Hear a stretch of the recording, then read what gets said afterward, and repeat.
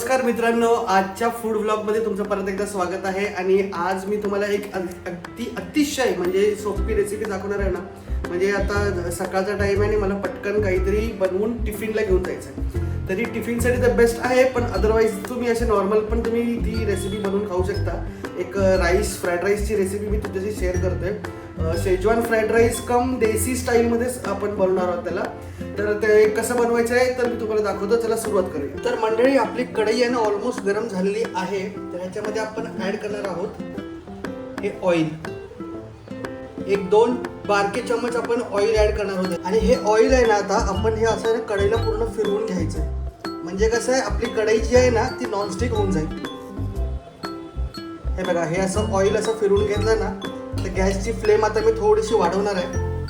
आणि या तेलाला थोडंसं चांगलं गरम होऊ द्यायचं. म्हणजे कशी आपली ना ही कढई आहे ना ती नॉनस्टिक होऊन जाईल. म्हणजे आपला भात वगैरे जे पण काय आपण आता नेक्स्ट आपण त्याच्यामध्ये ॲड करू ना ते चिकटणार नाही. तर हे आपलं ऑइल ऑलमोस्ट बऱ्यापैकी गरम झालेलं आहे. आणि ह्याच्यामध्ये आपण ॲड करणार आहोत काही राईचे दाणे.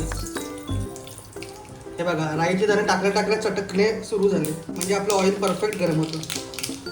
ह्याच्यामध्ये टाकतो आता मी जिरा.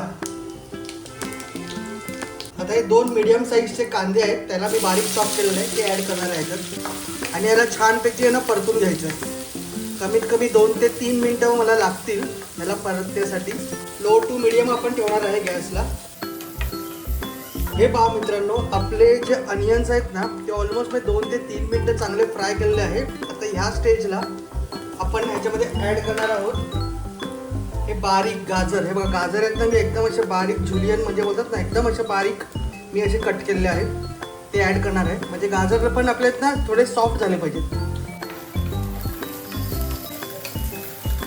मित्रांनो, जे आपण कॅरेट ह्याच्यामध्ये ॲड केलं तर ते ऑलमोस्ट आता डन झालेले आहेत. ह्याच्यामध्ये आता मी ॲड करतो टोमॅटो. आणि ह्याला पण चांगलं व्यवस्थितपैकी मिक्स करून घ्यायचं आहे.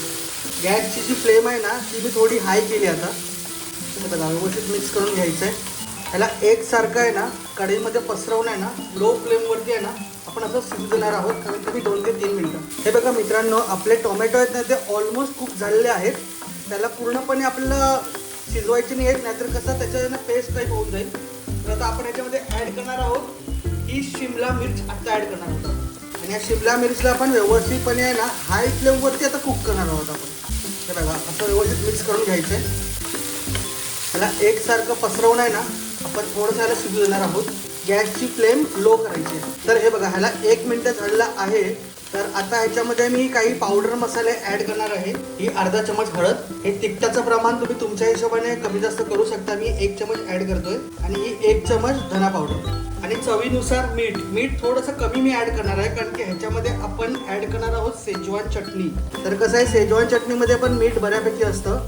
तर हे बघा, आता ह्याला आपण व्यवस्थित ढवळून घ्यायचं आहे. आणि चांगलं मी अजून 1 ते 2 मिनटं मी तर शिजवणार आहे, पण अदरवाईज आपण आता ह्याच्यामध्ये शेजवान चटणी ॲड करू शकतो या स्टेजला.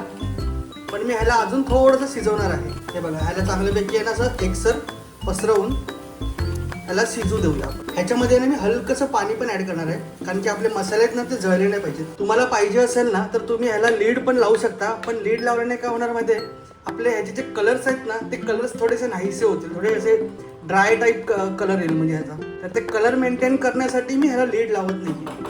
मित्रांनो, 1 ते 1.5 मिनिटं झालेलं आहे. आता आपण ह्याच्यामध्ये ॲड करणार आहोत शेजवान चटणी. हे बघा, मी ज्या क्वांटिटीमध्ये बनवते ना तर मला 1 चमच सफिशियंट वाटते. तुम्ही कमी जास्त करू शकता, तुम्हाला स्पायसी वगैरे कसं हवं असेल त्याची टेस्ट. हे बघा, आता आपण ही शेजवान चटणी ह्याच्यात मिक्स करणार आहोत. आता गॅसचा फ्लेम आहे ना मी थोडासा हाय केलेला आहे. ते असं मस्तपैकी आपल्याला आहे ना शिजवून घ्यायचं आहे चांगल्यापैकी. ह्याचा जो ओलसरपणा आहे ना तो थोडासा आपण कमी करणार आहोत. हे पहा, ह्याचा बेस तयार झालेला आहे आपल्या राईसचा. आता ह्याच्यामध्ये ॲड करायचं आहे राईस. हे बघा, हा आपला राईस, हा लेफ्ट ओव्हर राईस आहे. आणि जर का तुम्ही पाहिजे तर तुम्हाला हवं असेल तर तुम्ही फ्रेशवालामध्ये पण हे खूप छान बनेल. पण लेफ्ट ओव्हरसाठी मी एक खूप चांगली ट्रिक म्हणजे बोलतात ना एक पटकन असं काहीतरी चविष्ट खायचं मन करत असेल तर हे खूप बेस्ट ऑप्शन आहे. आता मेन सीन आहे. आता आपल्याला हळूहळू ह्याला ना मिक्स करून घ्यायचं आहे. हे बघा, मी कसं मिक्स करतोय की आपलं जे पण आपला स्पॅच्युला वगैरे जे पण काय असेल त्याला आहे ना चमच्याला असं कढईच्या एकदम असं तळाशी नेऊन असं त्याला उलट करतोय. गॅसचा फ्लेम एकदम लो आहे, कारण की आपला आहे ना राईस पण आहे ना खालती लागला नाही पाहिजे, जळला नाही पाहिजे. आणि आणि आपल्याला कसं ढवळताना थोडासा वेळ लागू शकतो. तर हे अशा पद्धतीने मी ह्याला मिक्स करतो. हे पहा मित्रांनो, आपला राईस असा एकजीव करून झालेला आहे व्यवस्थितपणे. सगळा एकदम पद्धतशीरपणे मिक्स झालेला आहे. आणि हे बघा खालती अजिबात तो लागलेला नाही आहे. हे बघा व्यवस्थितपणे आहे ना, तो एकदम मस्तपैकी नॉनस्टिक नसून पण कढईला जरा पण चिकटलेला नाही आहे. आणि असा व्यवस्थितपणे आपला राईस रेडी आहे. हे पहा एकदम व्यवस्थितपणे झालेलं आहे. तर आता आहे ना, आपण गॅसची फ्लेम आहे ना थोडीशी, आता आपण गॅसची फ्लेम बंद करणार आहोत. आणि ह्याला असं काही वेळ ह्याला असंच सोडायचं आहे राईसला. म्हणजे कसं आहे, एक 5-1 मिनटं आपण राईसला असंच सोडणार आहे. म्हणजे कसे फ्लेवर्स आहेत ना प्रॉपर त्या राईसमध्ये आहे ना उतरतील.